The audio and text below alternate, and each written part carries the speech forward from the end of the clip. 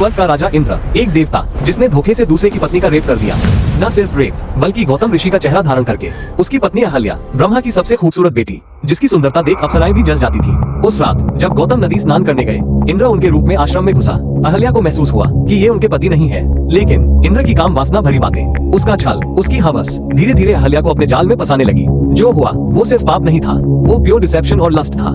इंद्र संतुष्ट होकर बाहर निकला, लेकिन ठीक उसी पल असली गौतम लौट आए। गौतम का क्रोध देखकर पूरा स्वर्ग कांप उठा। उन्होंने अहल्या को श्राप दिया, तुम पत्थर बन जाओ। और अगले ही पल अहल्या का शरीर पत्थर में बदलने लगा।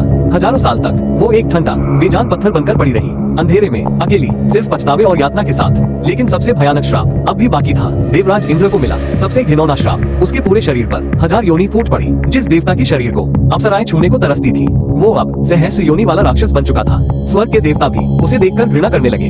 एक देवता का इतना गिरना, एक औरत का पत्थर बन जाना, फिर राम के चरणों से अहल्या को मुक्ति कैसे मिली? पूरा अंधेरा सच जानना है तो कमेंट में अहल्या लिख दो।